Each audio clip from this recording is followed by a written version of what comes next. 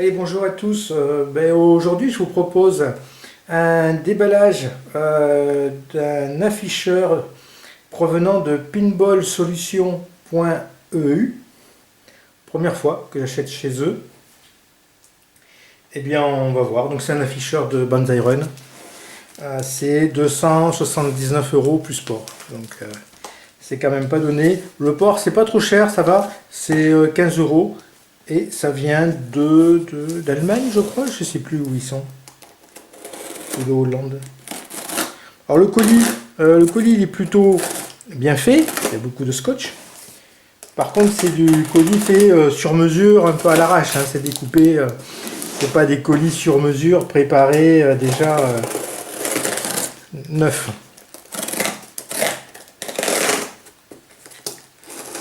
J'espère que je les coupe là où il faut.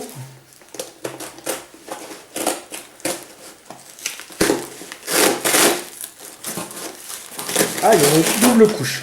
C'est plutôt pas mal.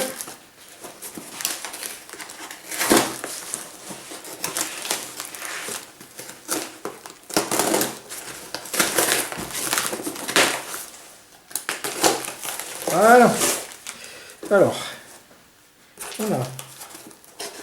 Hop. Ah, il y a des protections. Hein. Ouais.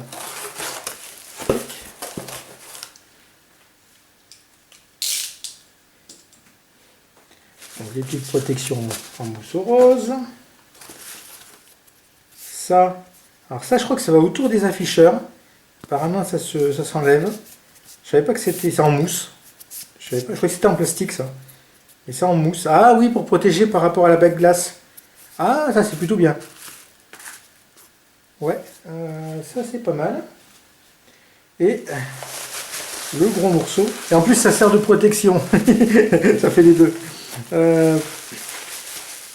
Alors, tac. Donc hein, il n'y a pas de boîte marquée Pinball Solution avec une référence d'afficheur, il n'y a rien. C'est directement l'afficheur dans un papier bulle. Hop. Donc je découvre, hein, j'ai jamais vu en vrai qu'en photo. Encore des protections. On a. Hop. Bon, c'est correctement emballé, sans plus quand même. Hein. C'est pas non plus de l'emballage.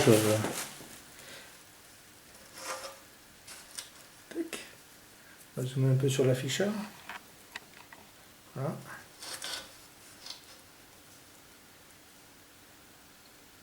Bon, ça a l'air quand même de bonne facture. Ah, les LED ne sont même pas dans une poche à part, elles sont déjà montées sur l'afficheur. C'est marrant ça. Comment ça s'enlève là? Ah mais elles sont soudées. Non. Ah oui, ça s'enlève pas. Ah oui, non mais je casse la LED.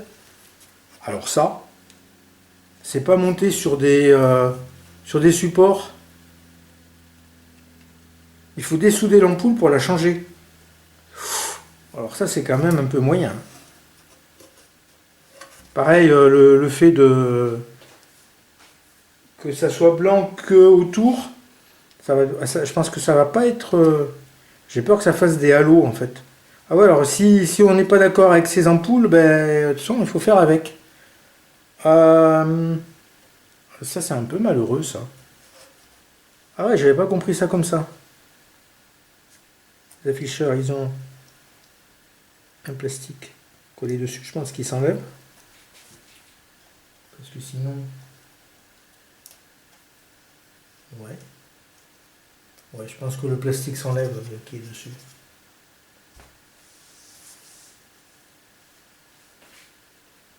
Alors, il y a un bouton pour ajuster la luminosité. Donc ça, c'est plutôt bien.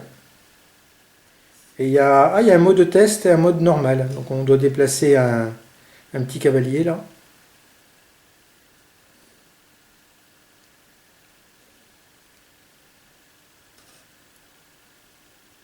Donc les soudures, je suis en train de regarder.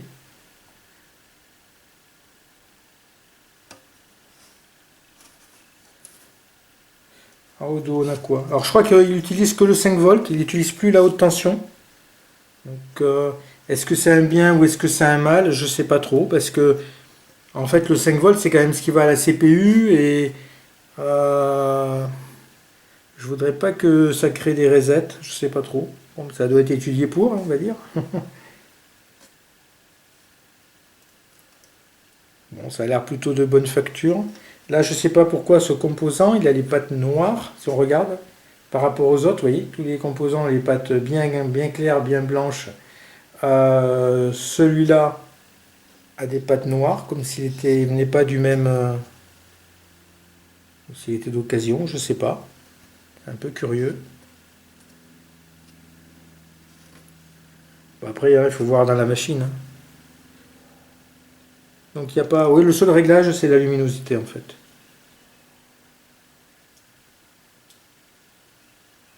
Bon, après, ce qu'il disait, c'est des composants montés sur support, donc facile à changer si on a un problème de composant.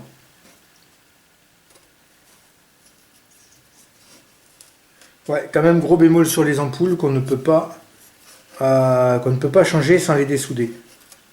Ouais.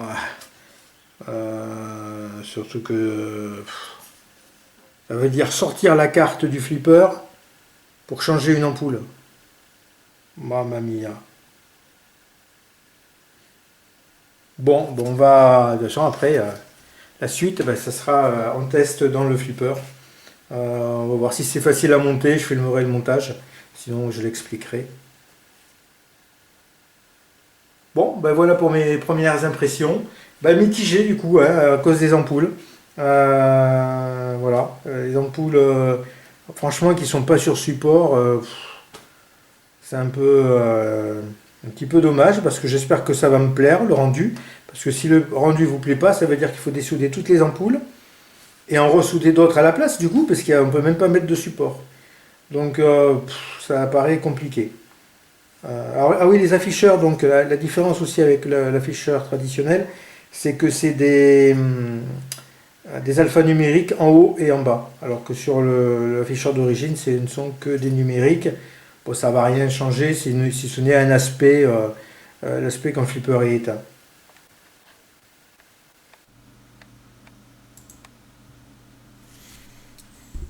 Donc ouais, le souci un petit peu aussi, c'est qu'il n'y ait pas de schéma. Et donc les composants sont sur support, certes, mais on ne sait pas quel composant fait quoi. Donc du coup, si on a un jour un souci, pour se dépanner sans schéma, c'est un peu compliqué. Ça, on peut le voir, la nouvelle carte est beaucoup plus simple que l'ancienne. C'est quand même de meilleur augure avec toutes les nappes qu'il y a. Voilà. Et là, il y a double carte en fait. Il y a la carte de gestion de l'afficheur plus l'afficheur en lui-même. Donc ça réduit quand même le nombre de pannes, il y a moins de nappes.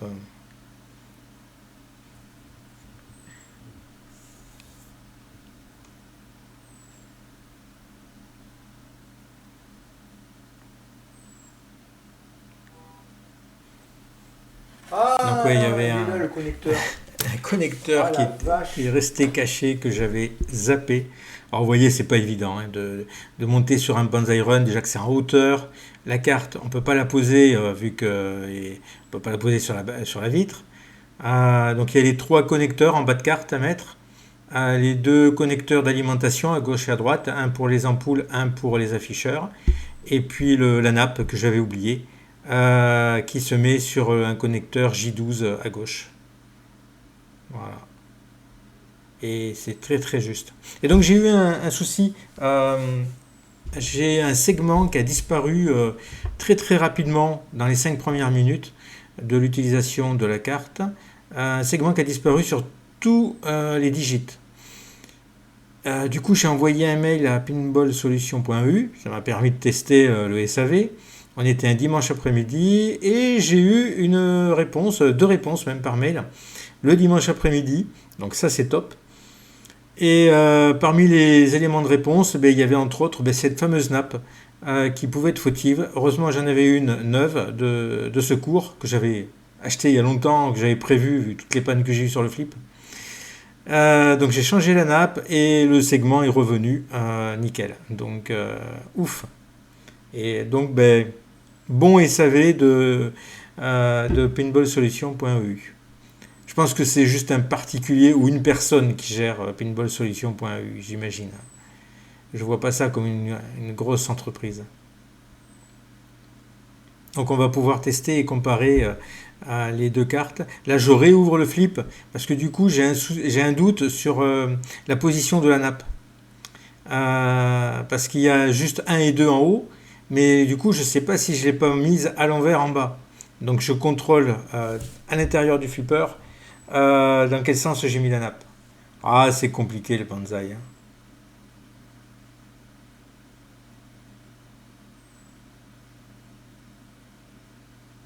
Et donc là, je vois que c'est bon, donc que je peux allumer. Après, j'avais un problème aussi sur un connecteur, mais ça, c'est indépendant de la carte, où j'ai refait un connecteur qui était mort là, sur mon ancienne carte afficheur. Et quand je l'ai refait, je l'ai refait à l'envers, bien sûr, c'est moi ça. Et du coup, bah, les ampoules ne s'allumaient pas.